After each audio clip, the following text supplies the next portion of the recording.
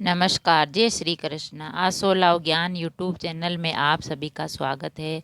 हम सुनेंगे माघ शीष पूर्णिमा व्रत की कथा।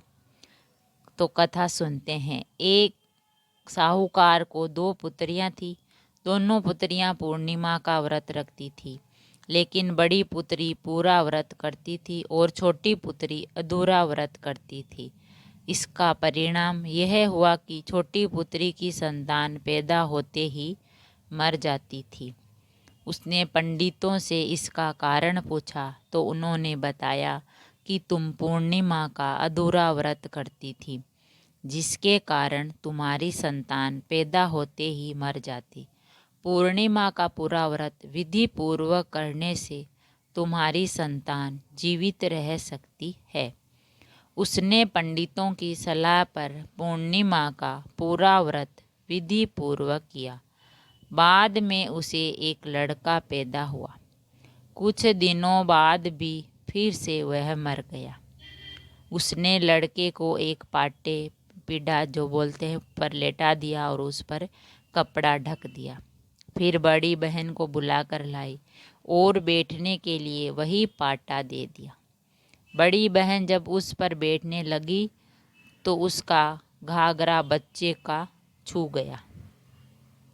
बच्चा घाघरा छूते ही रोने लगा। तब बड़ी बहन ने कहा कि तुम मुझे कलंक लगाना चाहती थी, मेरे बैठने से यह मर जाता। तब छोटी बहन बोली, यह तो पहले से मरा हुआ था, तेरे ही भाग्य से यह जीवित हो गया है, तेरे पुण्य से ही यह जीवित हुआ है। उसके बाद नगर में उसने ढिंढोरा पिटवाया कि सभी को माघ शीष पूर्णिमा का व्रत जरूर करना चाहिए, जिससे पुण्य की प्राप्ति होती है। क्योंकि वह छोटी बहन थी जो अधूरा पूर्णिमा का व्रत करती थी, तो उसको उसका फल मिल गया और उसके एक भी बच्चा जीवित नहीं रहा। और बड़ी बहन पूरा व्रत करती थी, मन से करती थी, तो उसका जो संतान थी वह जीवित रहती थी और उसको फल मिला।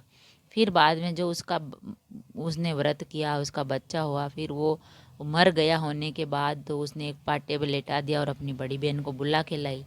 लेकिन बड़ी बहन ने इतना अच्छा पुण्य किया, पूर्णिमा का व्रत अच्छे से किया, तो उसने जब वो आके उस पीढ़े पे उसको छोटी बहन ने बैठने के लिए बोला तो वह उस पे बैठने लगी। तो उसका जो घाघरा था उस बच्चे को टच हुआ तो बच्चा जीवित हो गया। क्योंकि बड़ी बहन ने पूर्णिमा का जो व्रत है वो अच्छे से विधि विधान से किया और उसको पुण्य की प्राप्ति हुई।